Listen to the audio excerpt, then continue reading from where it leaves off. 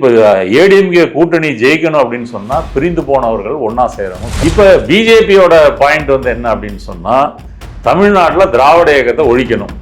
இப்ப திமுகவை பலவீனமாக்குகின்ற வேலையை வந்து விஜய் செய்வார். இப்ப எடப்பாடி போய் அமித்ஷாவை சந்திக்கிறது இது வந்து ஒரு என்னது வாழ்வா சாவா அப்படின்ற ஒரு போராட்டத்துல போய் சந்திக்கிறாங்க.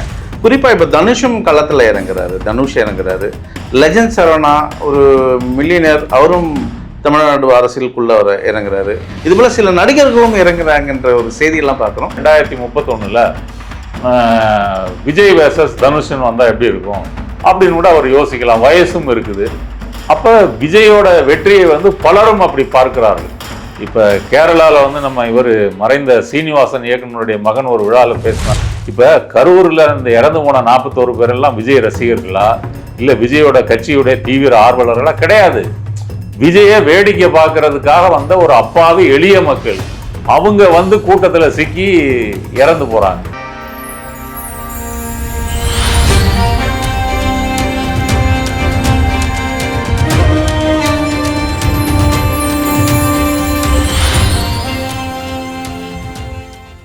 நேயர்களுக்கு வணக்கம். இந்த நேர்காணலில் நம்மோடு இணைந்திருக்கிறார் மூத்த பத்திரிகையாளர், அரசியல் விமர்சகர் திரு நாதன் அவர்கள். வணக்கம் சார். வணக்கம்.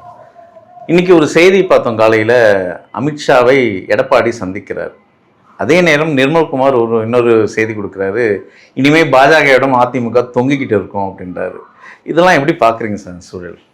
அமித்ஷா டெல்லியில் ஊருப்பட்ட பஞ்சாயத்தில் இருக்கார். நீங்கள் காக்ரோச் ஜனதா பார்ட்டி டெல்லியில் நடத்தின போராட்டமாக இருக்கட்டும், அதை தொடர்ந்து மாணவர்கள் மீதான தாக்குதல், அப்புறம் ராகுல் காந்தி நடத்தின போராட்டம், பாராளுமன்றத்தில் அது தொடர்பான கேள்விகள் அமளி, அமித்ஷாவை நேரடியாக ஒரு குற்றம் சாட்டுறார் ராகுல் காந்தி. இப்போ இந்த ஒரு பிஸியான ஷெட்யூலில் அமித்ஷா வந்து எடப்பாடியை சந்திப்பதற்கு நேரம் ஒதுக்கியிருக்கிறார்ன்றதே ஒரு முக்கியமான விஷயம். அந்த அளவு இபிஎஸ்ஓ அதிமுகவோ ஒரு நெருக்கடியில் இருக்குது. இந்த 24 தேர்தலில் 2024 பாராளுமன்ற தேர்தலில் 2 பேருக்கும் கூட்டணி இல்லை. அதனால் சில பாராளுமன்ற தொகுதிகளில் வெற்றி பெறுகின்ற வாய்ப்பை இழந்துட்டோம் அப்படின்ற மாதிரி 2 தலைவர்களுமே பேசியிருக்காங்க. அதன் பிறகு தான் இப்போ கூட்டணி வச்சாங்க. கூட்டணி வச்சதில் அவர்கள் விஜய் வந்ததுனால எதிர்பார்த்த அளவுக்கு வெற்றி பெற முடியலை. அதே சமயம் அதிமுக முற்றிலும் அழிஞ்சும் போயிடல. ஒரு 47 எம்எல்ஏக்கள் அதில் இருந்து ஜெயிச்சிருக்கிறாங்க. ஆனால் அதிமுகவினுடைய கட்சி கட்டமைப்பு இருக்கு இல்லையா, அதை பொறுத்த வரைக்கும் கிட்டத்தட்ட 2021 தேர்தலில் எதிர்கட்சியாக இருந்துட்டோம். அப்பவும் 5 வருஷம் அதிகாரத்தில் இல்லை. இப்போ விஜய் வந்துட்டார். இப்போவும் நம்ம வந்து அதிகாரத்தில் இல்லைன்னா 10 வருஷம் ஆயிரும். 10 வருஷம் அதிகாரத்தில் இல்லை அப்படின்னு சொன்னால் நம்ம சுருட்டிய சொத்துக்கள், அதிகாரம் இதெல்லாம் இல்லாமல் எப்படி நடத்துறது? நீங்கள் தமிழகத்தை பொறுத்தவரை ஒரு அரசியல் கட்சி, தேர்தல் அரசியல் கட்சி ஒரு தலைவராக இருக்கணும், ஒரு மாவட்ட செயலாளர், வட்ட செயலாளர் அப்படின்னா அதுக்கே நீங்கள் கணிசமாக செலவு செய்யணும். இப்போ தாவேகா வந்திருக்குன்னா அவங்களுக்கு அதுதான் விதி. அவங்களும் அமைச்சர் பந்தா, எம்எல்ஏ பந்தாவை மெயின்டைன் பண்ணணும்னு சொன்னால் கண்டிப்பாக செலவு செய்யணும். இப்போதைக்கு கொஞ்சம் நாளைக்கு வந்து வெளியே தெரியாமல் இருப்போம். அப்புறம் அவங்களும் இப்போவே அவர்கள் காசு வாங்குகின்ற செய்திகள் வந்துக்கிட்டு இருக்குது. அதிமுக பொறுத்த வரைக்கும் ஒரு 50 ஆண்டுகள் கட்சி, இதிலேயே திளைத்த கட்சி. அப்போ எடப்பாடி எப்படி இந்த கட்சியை கட்டுக்கோப்பாக வைத்திருந்தார் அப்படின்னு சொன்னால், ஜெயலலிதா காலத்தில் நீங்கள் ஊழல் அதெல்லாம் நடந்துச்சுன்னா அது வந்து தலைமைக்கு வந்து கண்டிப்பாக ஒரு பங்கு போயிடும். இப்போ வந்து அது இல்லை, நீங்களே வந்து வச்சுக்கலாம் அப்படின்ற முறையில் இப்போ இவரே கூவத்தூரில் வந்து எல்லா எம்எல்ஏக்களுக்கும் பணம் கொடுத்து தான் இவர் வந்து அந்த ஆட்சியை பெறுகிறார். சசிகலா வந்து ஓபிஎஸ் வேணான்னு சொல்லி இவரை தெரிவு செய்கிறாங்க. அப்போ இப்படி தான் ஒரு ஆக்சிடெண்ட்டாக தான் இவர் வராரு. தன்னுடைய பணபலத்தை வைத்து கொண்டு தான் கட்சியை நடத்துகிறாரு. ஆரம்பத்தில் பிஜேபி எல்லாரையும் சேர்க்க சொல்லிச்சு, ஓபிஎஸ்ஐ மட்டும் சேர்த்தாரு. அப்புறம் ஒற்றை தலைமை இதெல்லாம் வந்துச்சு. அதன் பிறகு பாஜகவோட சண்டை, திரும்பவும் கூட்டணி. சரி, இப்போ ஏடிஎம்கே கூட்டணி ஜெயிக்கணும் அப்படின்னு சொன்னால் பிரிந்து போனவர்கள் ஒன்றா சேரணும். சசிகலா, தினகரன், ஓபிஎஸ்ஸு, புகழேந்தி, அப்புறம் இந்த மாதிரி இவங்க எல்லாருமே வந்து சேரணும் அப்படின்னு சொன்னபோது அவர் வந்து தினகரனை தவிர மற்ற எல்லாருக்கும் வந்து மறுப்பு சொல்லிட்டார். தினகரன் இன்னொரு கட்சி வச்சிருக்கிறதுனால அவர் கட்சியாக அவரை நீங்கள் சேர்த்துக்கலாம் அப்படின்றது அவருடைய அபிப்பிராயம். ஓபிஎஸ் வந்து எவ்வளவோ வந்து தாழ்ந்து கேட்டு பார்த்துட்டாரு, நான் ஒன்றுமே கேட்க மாட்டேன் என்னை சேர்த்துங்க அப்படின்னு. அதுக்கு கூட அவர் தயாராக. சமீப காலமாக திமுகவில் இருந்து தாவேக்காவுக்கு நகை போகிறார் ஓபிஎஸ்ன்ற ஒரு செய்திகள்லாம் வருது. ஆமாம், அது நீங்கள் ஒரு அதிமுகவுக்குன்னு ஒரு சைக்காலஜி இருக்குங்க. என்ன சைக்காலஜி அப்படின்னா, நீங்கள் ஜெயலலிதா எம்ஜிஆர் காலத்தில் அந்த கட்சியே வந்து ஒரு ஒன்மேன் ஆர்மி தான். தலை வந்து என்ன சொல்லுதோ அப்படி தான் கட்சி இருக்குமே தவிர கட்சியில் யாருக்கும் வந்து மதிப்பு கிடையாது, எல்லாரும் பூஜ்ஜியங்கள் தான். அந்த பூஜ்ஜியங்களுக்கு மதிப்பு கொடுக்கறது வந்து எம்ஜிஆரும் ஜெயலலிதா காலத்தில் இது உச்சத்தில் போச்சு. கிட்டத்தட்ட அவர்களை வந்து ஒரு அடிமைகள் போல வைத்திருந்தார். காலில் விழுந்து கும்பிடுறதா இருக்கட்டும், காரை கும்பிடுறது, ஹெலிகாப்டர் போன திசையை கும்பிடுறது, இப்படி இருக்கிறதா இருக்கட்டும், அமைச்சர்களை மாற்றுறதா இருக்கட்டும், யார் அமைச்சராக போகிறாங்கன்னே தெரியாமல் இருக்கும். இவர்களே வந்து தினத்தந்தி படிச்சுக்கிட்டு தான் இன்றைக்கி நம்ம அமைச்சராக இருக்கிறோமா இல்லையான்னு வந்து தெரிஞ்சுக்கிட்டாங்க. அப்போ இவங்க அடிமைத்தனத்தில் வந்து திளைத்து போகிறது வந்து இவங்களுக்கு பிரச்சனை கிடையாது. அதிகாரம், பணம், இதுதான் வந்து பிரச்சனை. இன்றைக்கி எடப்பாடியால் அதை வழங்க முடியவில்லை அப்படின்ற காரணத்துக்காகத்தான் நீங்கள் முன்னாள் அமைச்சர்கள் அந்த அவங்க உள்ளிட்ட 6 எம்எல்ஏக்கள் சேருவதற்கு காரணம் என்ன? இப்போ புதுக்கோட்டை விஜயபாஸ்கர், கரூர் எம்ஆர் விஜயபாஸ்கர்லாம் முன்னாள் அமைச்சர்கள். இவங்க எல்லாம் வந்து இவங்க மேலேயே பல ஊழல் வழக்குகள் இருக்குது, சொத்து குவிப்பு வழக்கு இருக்குது, குட்கா வழக்கு, கனிம கொள்ளை எல்லாமே இருக்குது. இப்படி இருந்தும் இவர்கள் ஊழல் சக்தின்னு தங்களை கிண்டல் பண்ண தாவேக்கால போய் சேர வேண்டிய அவசியம் என்ன? அடுத்தது ஒரு சுயமரியாதைன்னு ஒன்று கிடையாதா? அரசியலை பற்றி எதுவுமே தெரியாமல் ஒரு நடிகர் கட்சியை ஆரம்பிச்சிருக்கிறாரு, அவரை தளபதி தலைவர்னு போய் நீங்கள் சேர்றீங்கன்னா அப்போ அதிமுகவினுடைய வளர்ப்புலையே வார்ப்புலையே அந்த சுயமரியாதை. ஆதவர்ஜினா ஒரு வார்த்தை குறிப்பிட்டாரு அப்போவே தேர்தலுக்கு முன்னாடி, அதாவது தேர்தலுக்கு கடன் முடிந்த உடனே தாவேக்காவும் அதிமுகவும் வேற இல்லை ஒன்று தான் அப்படின்றாரு. அது அர்த்தத்தில் பாயிண்ட் என்ன அப்படின்ற இந்த அர்த்தத்தில் தான் ரெண்டுக்குமே வந்து இங்கே விஜய் தான், மிச்சம் எல்லாம் பூஜ்ஜியம். அங்கே வந்து ஜெயலலிதா எம்ஜிஆர் தான். அதனால் அங்கே இருக்கிறதும் இங்கே இருக்கிறதும் அவங்களுக்கு வேற மாதிரி ஃபீல் பண்ண முடியாது, ஒரு கம்ஃபர்ட்டாக இருக்குது. இங்கே வந்து அவர்கள் இருக்கிறது அப்படின்றது ஒன்றும் வித்தியாசம் இல்லை. அங்கே ஜெயலலிதா காலில் விழுந்தோம், இப்போ விஜய் காலில் விழ போகிறோம், அவ்வளோதான வித்தியாசம் அப்படின்னு இருந்துட்டு போகிறோம் அப்படின்னு அவங்க நினைக்கிறாங்க.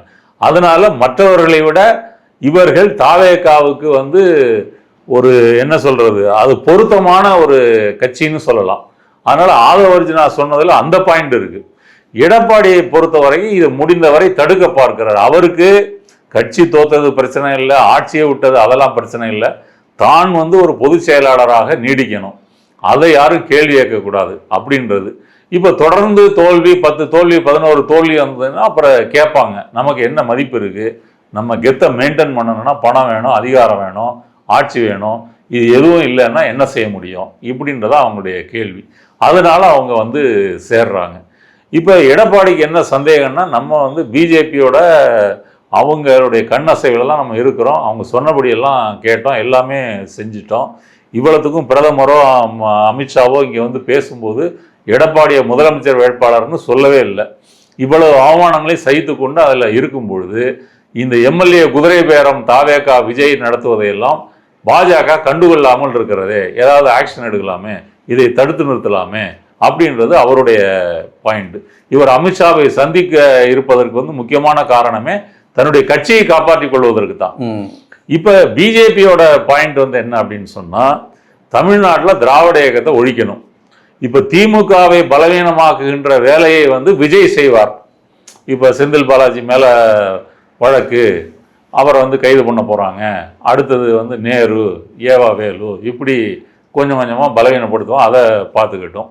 அதிமுகவை பொறுத்த வரைக்கும் அங்கே உறுப்பினர்களே கொஞ்சம் கொஞ்சமாக தாவேகாவுக்கு வந்து போயிட்டாங்க அப்படின்னு சொன்னால், நம்ம அண்ணாமலையை வைத்து ஒரு ப்ராக்சியாக இங்கே வந்து அவர்களுக்கு மாற்றாக இப்போ அண்ணாமலை வந்து ஒரு கட்சியை ஆரம்பிக்க போகிறாரு, அது ஒரு வருஷம் கழித்து தான் நான் விமர்சனம் பண்ணுவேன் எல்லாம் சொல்லியிருக்கிறாரு. இப்போ இவங்கெல்லாம் காலி ஆயிடுச்சு அப்படின்னு சொன்னால் அவர் முன்னாடி வர முடியும் இல்லையா? இது பிஜேபியோடைய பாயிண்ட்டு. தங்களுடைய ப்ராக்சியை கொண்டு வந்துட்டு அப்புறம் அண்ணாமலை வந்து பிஜேபியோட கூட்டணி வச்சுக்கலாம்ல. இது முன்னாடி நடந்திருக்கு. இப்போ உத்தரப்பிரதேசத்தில் வந்து பாபர் மசூதி இடிப்பின் போது கல்யாண் சிங் தான் முதலமைச்சர், அப்புறம் அவர் தனி கட்சி ஆரம்பிச்சாரு, அதன் பிறகு பிஜேபியோட கூட்டணி வச்சிருக்கிறாரு. உமா பாரதி அது மாதிரி தனி கட்சி ஆரம்பித்து கூட்டணி வச்சிருக்கிறாங்க. அதனால் அவங்களே ஒரு ஆரம்ப இப்போ ரஜினி இங்கே கட்சி ஆரம்பிக்கும் போது பிஜேபியில் இருக்கக்கூடிய அர்ஜுன் மூர்த்தி தான் அங்கே போய் ரிசைன் பண்ணிட்டு அங்கே போய் சேர்றாரு. அப்புறம் அவர் ஆரம்பிக்கலன்னு திரும்ப பிஜேபிக்கு வராரு. அப்போ இதையெல்லாம் பார்க்கும்போது பிஜேபி வந்து அதில் 2 மனசா இருக்கு. இப்போ விஜய் வந்து நமக்கு ஃபேவராக செய்கிறதெல்லாம் செஞ்சிட்டு இருக்கிறாரு. நம்முடைய இந்துத்துவ அஜெண்டாவை வந்தே மாதரம் இது தமிழ் தாய் வாழ்த்து வரைக்கும் எல்லாம் அவர் ஓகேன்னு சொல்றாரு. ஆளுநரோட பகைத்து கொள்ள மாட்டேன்னு சொல்லிட்டாரு. ஒன்றிய அரசோடையும் நம்ம தேவையில்லாமல் முரண்பட மாட்டேன்னு சொல்லிட்டாரு. அப்போ இவ்வளவு ஸ்மூத்தா இருக்கும்போது நமக்கு என்ன பிரச்சனைன்னா அவங்க 2 மனசா இருக்கிறாங்க. அதே சமயம் அதிமுக வந்து தானாக அது வந்து ஒரு பலவீனமாகட்டும், நம்மளா எதுவும் செய்ய வேண்டாம் அப்படின்ற மாதிரி அவங்க நினைச்சிட்டு இருக்காங்க. இல்லைன்னா விஜயபாஸ்கர் 2 பேரும் அங்கே போய் சேர முடியாது, அவங்க மேல வழக்கு இருக்கு. நினைத்தால் அவர்கள் ஒன்றிய ஏஜென்சியை வைத்துக்கொண்டு அவர்களை அது மாதிரி மிரட்ட முடியும். அப்ப இதெல்லாம் இருந்தும் அவர்கள் செய்யாததற்கு காரணம் அதுல அவர்கள் இன்னும் ஒரு முடிவெடுக்கவில்லை. இப்ப எடப்பாடி போய் அமித்ஷாவை சந்திக்கிறது இது வந்து ஒரு என்ன வாழ்வா சாவா அப்படின்ற ஒரு போராட்டத்துல போய் சந்திக்கிறார். ஐயா இதை விட்டீங்கன்னா வந்து அதிமுகன்ற கட்சியே இருக்காது, எப்படியாவது காப்பாற்றுங்க, ஏதாவது உதவி பண்ணுங்க அப்படின்னு கேட்கறதுக்காக போறாரு. குறிப்பாக நீங்கள் பாஜகவோட பிளான்டேஷன் தான் டிவிக்கு ஏதாவது விஜய் அப்படின்னு சொல்லியிருக்கீங்க. இப்போ இந்த ட்ரைனிங், இந்த திராவிட கழகங்கள் ட்ரெயின் ஆகிற சிஸ்டம் வந்து பாஜக கையில் ஆகுதா? இவங்க இந்த திராவிட சிஸ்டமே தமிழ்நாட்டில் காலி பண்ணிட்டு மற்ற கட்சிகளை இங்கு வளர வைக்கிறதுக்கான ஒரு பிளான்டேஷன் நடக்குதா? ஏன்னா அண்ணாமலையோட ப்ராக்ஸி பற்றி பேசுனீங்க. குறிப்பாக இப்போ தனுஷும் களத்தில் இறங்குறாரு, தனுஷ் இறங்குறாரு. லெஜண்ட் சரவணா ஒரு மில்லியனர், அவரும் தமிழ்நாடு அரசியலுக்குள்ள இறங்குறாரு. இது போல சில நடிகர்களும் இறங்குறாங்கன்ற ஒரு செய்தியெல்லாம் பார்க்குறோம். இந்த எல்லாருமே ஒரு ஒரு ஒரு வரிசையில் பார்த்தோம்னா அவங்களாம் பாஜகவங்களா இருக்காங்க. அந்த அந்த கோஷங்கள், தனுஷோட கோஷம் நீங்க பார்த்துருப்பீங்க. இதெல்லாம் எப்படி பார்க்குறீங்க? தனுஷ் வந்து அவருடைய பிறந்தநாள் கொண்டாட்டத்தில் பேசும்போது இதற்கான அறிகுறிகள் எல்லாமே தெரியுது. ஆட்டோ வழங்குறாரு, அயன் பாக்ஸ் வழங்குறாரு, இந்த மாதிரி நலத்திட்டங்கள்லாம் வழங்கிட்டு பேசுகிறாரு. மக்களுக்கெல்லாம் செய்யணும், நல்லது செய்யணும் அப்படின்னு சொல்லி. தனுஷை பொறுத்த வரைக்கும் இப்போ விஜய் வந்து ஒரு கேஸ் ஸ்டடியாக பலரும் செய்கிறாங்க. அது வந்து கூகுள், ஃபேஸ்புக்குன்னு இணையத்த நிறுவனங்கள் செய்கிறது மட்டுமல்ல, இவர்களே பல தேர்தல் வல்லுநர்களே, ஸ்ட்ராட்டஜிஸ்டே அதை பற்றி ஆய்வு செய்கிறாங்க. அப்போ தனுஷோட டீமும் ஆய்வு பண்ணியிருப்பாங்க. இப்போ விஜய் வந்து என்ன தகுதியில் வந்தார்? அவர் வந்து ஒரு நடிகர், ரொம்ப பிரமாதமான நடிகர்னு சொல்ல முடியாது. 30 வருஷம் நடித்தார், அவார்டே வாங்காத நடிகர். ஏதோ ஒரு 200 கோடி 250 300 கோடி வந்து வசூல் பண்ணக்கூடிய படங்களில் நடிக்கிறார். சில படங்கள் தோல்வி, சில படங்கள் வெற்றி. ஆனால் அவர் படத்துக்கு ப்ரமோஷன் பண்ணக்கூடிய அந்த டீம், ரூட் மாஃபியாவோ, அப்புறம் இப்போ பின்னாடி வந்து ஆதவர்ஜுனாவுடைய வாய்ஸ் ஆஃப் காமன், இவங்கெல்லாம் சேர்ந்து சினிமாவை ப்ரமோட் பண்ணுற மாதிரி விஜயை ப்ரமோட் பண்ணாங்க. அதில் நிறைய ஃபேக் நியூஸை வந்து கொண்டு போனாங்க. தீய சக்தி திமுகன்னு ஒரு மேலோட்டமான ஒரு வெறுப்பு பிரச்சாரம், இதெல்லாம் வந்து கிளிக் ஆகி மக்கள் ஓட்டு போட்டாங்க. சரி, இவ்வளவுதானா, நம்ம ஒரு சினிமாவுக்கு ப்ரமோஷன் பண்ணுற மாதிரி அரசியலுக்கு பண்ணிட்டு ஆளாயிரலாமே அப்படின்னு அவருக்கு தோணியிருக்கலாம். இப்போ தனுஷை பொறுத்த வரைக்கும் விஜயை விட வயசு கம்மி. நீங்கள் சொன்னது போல் வந்து இவர் தேசிய விருதே வாங்கியிருக்கிறாரு, நல்ல நடிகரும் கூட. கர்ணன், அசுரன் இதுலேயும் நடிஞ்சிருக்கிறாரு. விஜய் மாதிரி டான்ஸும் ஆடுவார், இளைஞர்களை கவரக்கூடிய ஒரு நடிகர். அடுத்தது இவரும் மாமனார் ரஜினிகாந்த் மாதிரி ஆன்மீகம், ஓம் நமச்சிவாய அந்த சிம்பலும் உண்டு. அதை வச்சு பார்க்கும்போது வந்து இவருக்கு வந்து ரஜினி வழியாக ஒரு RSS-னுடைய ஆசையும் வந்திருப்பதற்கு பிளாட்ஃபார்ம் இருக்கு, கண்டிப்பாக இருக்கு. அப்ப இதையெல்லாம் சேர்த்து பார்க்கும்போது அடுத்து சரி, நம்ம 2031 விஜய் வேர்சஸ் தனுஷன் வந்தா எப்படி இருக்கும் அப்படின்னு கூட அவர் யோசிக்கலாம். வயசும் இருக்குது. அப்போ விஜயோட வெற்றியை வந்து பலரும் அப்படி பார்க்கிறார்கள். இப்போ கேரளாவில் வந்து நம்ம இவர் மறைந்த சீனிவாசன் இயக்குனருடைய மகன் ஒரு விழாவில் பேசினார் இல்லையா, தமிழ்நாட்டில் என்ன 15 வருஷம் நீங்கள் சும்மா இருந்துட்டு சினிமாவில் நடிச்சுட்டு ஒரு முதலமைச்சராகிடலாம் அப்படின்ற மாதிரி அவர் கிண்டல் பண்ணி பேசின வீடியோ வந்து வைரல் ஆச்சு. அப்போ பல பேருக்கு இது புரியலை. இதனுடைய இன்னொரு விஷயம் என்னென்னா, அந்த அளவுக்கு தமிழக மக்கள் இழித்தவாயர்களாக, முட்டாள்களாக, கோமாளிகளாக இருக்கிறாங்கன்னு தான் அர்த்தம்.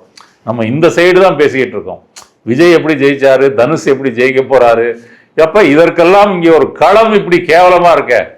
ஒரு சினிமாவை பார்த்தேன்னா சினிமாவா ரசி, அந்த சினிமா நடிகனை தலையில வைத்து கொண்டாடுவது, அவனை ஓட்டு போடுவது, அவனை வந்து முதலமைச்சராக்குவது, அவன் அரசியலுக்கு வந்துட்டான்னு அவனை கொண்டாடுவது, இதெல்லாம் எப்படி?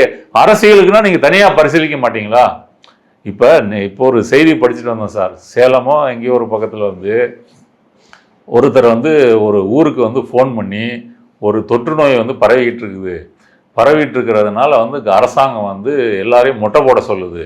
பெண்கள் மொட்டை போட்டால் 15,000, ஆண்கள் மொட்டை போட்டால் 6,000, மாணவிகள் மொட்டை போட்டால் 45,000 அப்படின்னு வந்து விஜய் அரசு வந்து கொடுக்குது.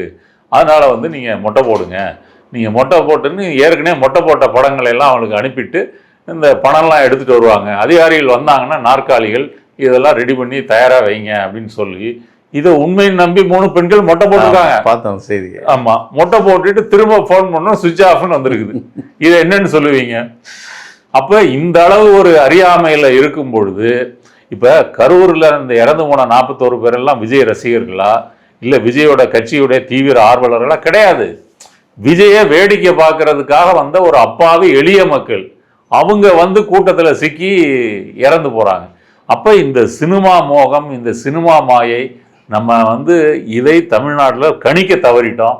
அது வந்து ஒரு பெரிய ஆபத்தாக மறைந்திருக்கின்ற பூதம் மாதிரி இருந்திருக்குது. அதனுடைய வெளிப்பாடு தான் இன்னைக்கு விஜய், அடுத்து தனுஷ், அடுத்து நீங்கள் சொன்ன லெஜண்ட் சரவணன், அடுத்தது அப்புறம் நீங்கள் சிவகார்த்திகேயன் இருக்கிறாரு, அப்புறம் வந்து பிரதீப் ரங்கநாதன் இருக்கிறாரு. அப்போ அவங்கெல்லாம் இன்னும் ஒரு 50 வயசு ஆகும்போது இன்னும் 20 வருஷம் காத்திருக்கலாம்ல. அப்போ அப்படியே லிஸ்ட் போயிட்டே இருக்குமா?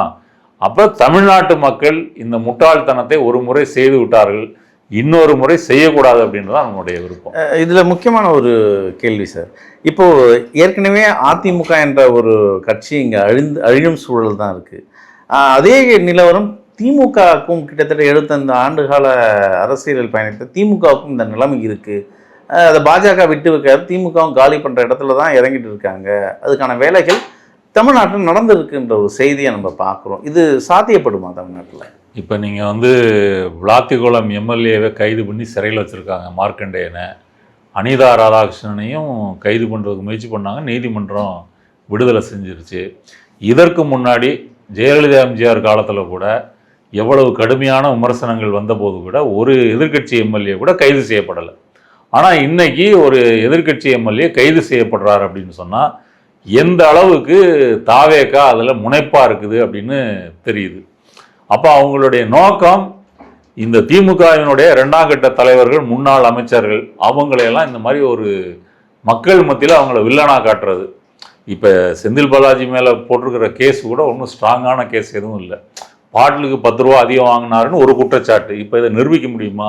இன்னைக்கு நியூஸ் என்னென்னா, டாஸ்மாக் பணியாளர்கள் சங்க தலைவர் சொல்லியிருக்கிறாரு, இந்த 10 ரூபா ஏன் அதிகம் வாங்கிட்டு இருந்தோம்னா இந்த கூடுதல் செலவுகள் இருந்துச்சு, சுமை கூலி, தூக்கு கூலி, பாட்டிலோடையும் இது வாடகை அது இதுன்னு இருந்துச்சு, இது அரசாங்கமே ஏற்றுக்கொள்வதாக இருந்தாலும் நாங்கள் வாங்க மாட்டோம்னு சொல்கிறாங்க. இப்போ இன்னைக்கு ஒரு விளக்கம் சொல்லியிருக்காரு, இதையே நீ கேஸாக போட்டிருக்கிற. அப்போ நோக்கம் வந்து செந்தில் பாலாஜியை வில்லனா காட்டுவது, நேருவை வில்லனா காட்டுவது, அப்போ அவர்களை வந்து கைது செய்வது, சிறையில் அடைப்பது. கேஸ் வந்து என்னைக்கும் நிற்க போகிறதில்ல. அப்போ மக்கள் மத்தியில் அதை கொண்டு போயிடலாம். இவங்களுக்கும் சிறையெல்லாம் ஒரு காட்டி ஒரு பயமுறுத்தி இவங்களை வந்து ஆஃப் பண்ண வச்சிடலாம். இப்போ செந்தில் பாலாஜி உள்ளே தூக்கி வச்சுட்டா இடைத்தேர்தலில் நீங்கள் வந்து ஈரோடு, கரூர், இங்கே தானே வந்து அந்த 3-4 எம்எல்ஏக்கள் அங்கே தானே இருக்கிறாங்க. அப்போ இவருடைய பணி இல்லாமலேயே அங்கே வந்து தாவேகா ஜெயிப்பதற்கு தோதா இருக்கும். அப்புறம் உள்ளதூக்கி வச்சுட்டா ஊழல் குற்றச்சாட்டு, விஜய் ஜெயிச்சிட்டாரு, இந்த நரேட்டிவுக்கும் உதவியாக இருக்கும். இதை திட்டமிட்டு தாவேகா வந்து செய்கிறது. பாஜகவும் அதை வந்து விரும்புகிறது, அதை ஆதரிக்கிறது.